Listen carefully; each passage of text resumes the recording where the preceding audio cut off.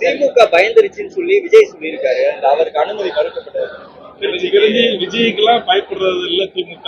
அடானப்பட்ட அம்மையார் இந்திரா காந்தியும் நேருவையும் சந்தித்த கட்சி திமுக.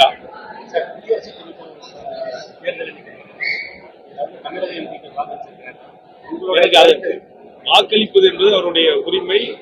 அது கான்பிடன்ட். அது யாருக்கு வாக்களித்தார்கள் என்று தெரியாது.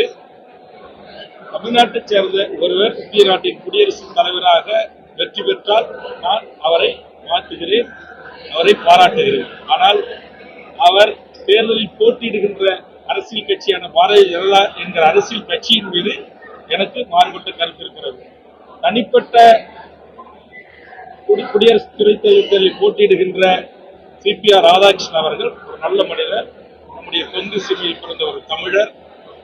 அவர் இந்திய நாட்டின் குடியரசு துணைத் தலைவராக தேர்ந்தெடுக்கப்பட்டால் ஒரு தமிழனாக எனக்கு மற்றற்ற மகிழ்ச்சி. மதுரை மாநகராட்சியில 200 கோடி ரூபாய் ஊழல் சம்பந்தமா மதுரை மேயரோட கணவர் அரசு பண்ணிருக்காங்க. அதுக்கப்புறம் மதுரை இன்னைக்கு ஒரு 4 பேர் அதிகாரிகள் அரசு பண்ணிருக்காங்க. இதே மாதிரி திமுக மேயர் கைது செய்வதற்கு நடவடிக்கை எடுக்கின்ற மாதிரி சொல்லியிருக்காங்க. இதே மாதிரி திமுகவை சேர்ந்த இன்னொரு குழு பாத்தீங்கன்னா நகை கொள்ளையில ஈடுபட்டிருக்காங்க. இது சம்பந்தமா என்ன? திமுக உறுப்பினர்கள் அங்கொன்று இங்கொன்றுமாக இது போன்ற சம்பவங்களில் ஈடுபட்டு கைது செய்யப்பட்டு சட்டத்தின் முன் நிறுத்தி கண்டிக்கப்படுவது உண்மையிலேயே வரவேற்கக்கூடியது. திமுக என்கிற ஆளுங்கட்சி பிரமுகர்கள் தவறு செய்தாலும் இந்த அரசு இந்த காவல்துறையும் கைது செய்யும் நடவடிக்கை எடுக்கும் என்பதற்கு முன்னுதாரணமாக இருக்க வேண்டும். அப்படி இருந்திருப்பதாகத்தான் இந்த விடயத்தில் நான் பார்க்கிறேன். திமுக நினைத்திருந்தால் இதில் ரெண்டிலையும் அவர்கள் அதிலிருந்து அவர்களை நழுவிட்டிருக்கலாம். கைது செய்யாமல் ஆளுங்கட்சி பிரமுகர் என்கிற அடிப்படையில் அவர்களை கைது செய்யாமலேயே இருந்திருக்கலாம். கைது செய்திருப்பது உண்மையிலேயே வரவேற்கக்கூடியது. முக்கிய குற்றவாளி விசாரணையில் அவர் முக்கிய குற்றவாளி என்று தெரிந்தால் காவல்துறை விசாரணை அதிகாரிகள் அதை குறித்து உரிய நடவடிக்கைகளை எடுப்பார்கள். போராடுபவர்களையும் கேள்வி கேட்பவரையும்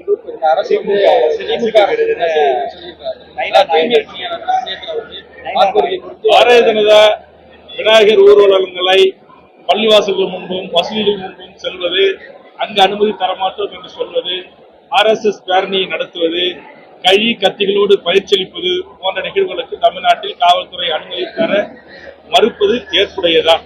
அப்போதுதான் சட்ட ஒழுங்கை காப்பாற்ற முடியும். இங்கு மத ரீதியாக மக்களிடத்தில் மோதல் வராமல் மக்களை பாதுகாக்க முடியும். இது போன்ற விடயங்களில் அனுமதி மறுப்பது ஏற்புடையதா? அதை நான் வரவேற்கிறேன்.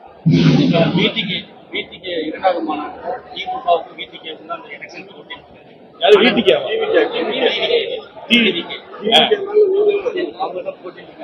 ஆனா நேற்று எடப்பாடியார் என்ன சொல்லியிருக்காரு, இந்த தேர்தல் அது திரு விஜய் அவர்கள் சொல்லலாம். என்னை பொறுத்தவரையில் தமிழ்நாட்டில் ஒவ்வொரு கிராமங்களிலும் ஒவ்வொரு பூத்துகளிலும் பூத்து ஏஜென்ட் உட்காரக்கூடிய அளவுக்கு கிளைகள் கொண்ட இருவரும் மிகப்பெரிய கட்சிகளாக ஒன்று திமுக, இன்னொன்று அதிமுக தான். விஜய் அவர்கள் தேர்தலுக்கு வருகிறார், தேர்தலை சந்திக்க போகிறார். இந்த தேர்தலில் அவருக்கு மக்கள் எவ்வாறு வாய்ப்பு அளிக்கிறார்கள், எத்தனை லட்சம் வாக்குகளை அவர்கள் பெறுகிறார் என்பதை குறித்துதான் நிரூபிக்கப்பட்ட பிறகுதான் அதை குறித்து நாம் கருத்து சொல்ல முடியும். இப்போது அவர் நிரூபிக்கப்படாத தமிழ்நாட்டு அரசியல் களத்திற்கு புதிதாக வந்த ஒரு அரசியல் கட்சி தலைவர். யாரு? விஜய். அவர் என்ன கட்சி தொடங்கன்னு அறிவிச்சாரு, அன்னிலிருந்து சொல்லிட்டு தான் இருக்காரு. எந்த கட்சி இது வரைக்கும் போய் சேர்ந்த மாதிரி எனக்கு தெரியல. 2026 நாங்கள் மதத்தின் பெயரால் மக்களை புலவுபடுத்துகிற அல்லது கூறு போடுகின்ற பாரதிய ஜனதா தலைமை இங்கு தமிழ்நாட்டில் ஒரு சில கட்சிகளை ஒருங்கிணைத்து ஒரு தேர்தல் கூட்டணி அமைத்திருக்கிறார்கள்.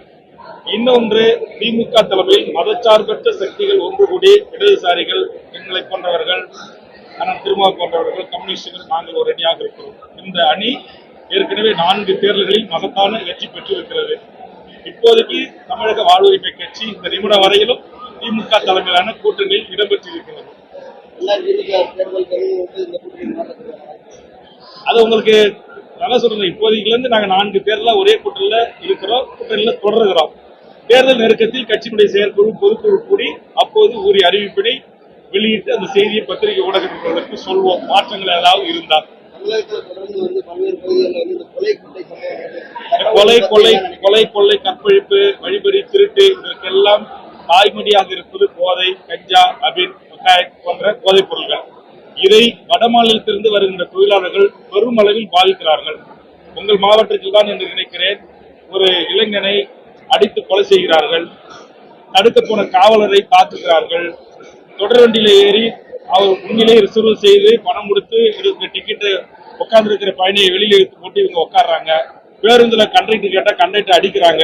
இப்படி வரம்பு மீறி இவர்கள் செயல்பட்டுக் கொண்டிருக்கிறார்கள். அதுக்காக தொடர்ந்து 15 ஆண்டு காலமா தமிழக வாழ்வுரிமை கட்சி இதர மாநிலங்களிலிருந்து, குறிப்பா வட இந்தியாவிலிருந்து இங்கு வேலை நிமித்தமாகவோ வேறு எந்த பிரச்சனைக்கு இங்க வந்தாலும், தொழில் தொடங்க வந்தாலும் அவர்களை கணக்கெடுத்து அவர்களை ஒரு வரமுறைப்படுத்த வேண்டும். காவல்துறை, மாவட்ட நிர்வாகத்தின் கண்காணிப்பில் அவர்கள் இருக்க வேண்டும் என்பதை தமிழக வாழ்வுரிமை கட்சி வலியுறுத்துகிறது. அதுபோன்று வந்து குடியேறுகின்றவர்களுக்கு வாக்குரிமை அளிக்கக்கூடாது. நீண்ட நெடிய காலமாக இங்கு வாழ்கின்ற வட இந்தியர்களுக்கு வாக்கு தரக்கூடாது என்று நாங்கள் சொல்லவில்லை. திட்டமிட்டு சமீப காலமாக வட இந்தியர்கள் குடியேற்றம் செய்யப்படுகிறார்கள். இந்த குடியேற்றத்தை நாங்கள் எதிர்க்கிறோம். அவர்களுக்கு வாக்குரிமையும் தரக்கூடாது என்று சொல்லுகிறோம். இப்ப வடகிழக்கு மாநிலங்களில் இருப்பது போல ஸ்டேட் என்ட்ரி லைன் பர்மிட் முறை, ஒரு மாநிலத்துடைய உள்நுழைவு சீட்டு, அதை அனுமதி பெற்று காவல்துறையில் பதிவு செய்து, மாவட்ட ஆட்சித்தலைவர்கள் பதிவு செய்து, அவர்கள் எந்த நோக்கத்திற்கு வருகிறார்களோ அந்த நோக்கம் நிறைவேறிய பிறகு அவருடைய சொந்த மாநிலத்தில் செல்கின்ற வாய்ப்பை அரசு கண்காணித்து உருவாக்கி தர வேண்டும் என்று சொல்லுகிறோம். இல்ல, போதைப்பொருள் நடமாட்டம் இருக்கு. அதை காவல்துறை கடுமையாக நடவடிக்கை எடுத்து வருகிறது. குறிப்பாக பெரும்பான்மையான குற்றங்களில் இப்போது கைது செய்யப்படுகின்றவர்கள் கொலை, கொள்ளை, கற்பழிப்பு, கல்லூரி மாணவர்கள் கற்பழிப்பு, கடத்தல் என்ற நிகழ்வுகளிலே வட மாநிலவர்கள் பெரும்பான்மை கைது செய்யப்படுகிறார்கள். இப்போது கூட பல ஆயிரக்கணக்கான கிலோ கஞ்சாக்கள் கைது செய்யப்பட்டிருக்கிறது. யாருன்னு போய் அறிஞ்ச வட மாநிலத்துக்காரர்கள்.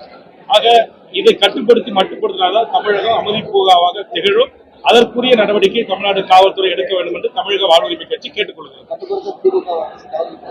நான் சொல்லிட்டேன். அடுத்தது நன்றி.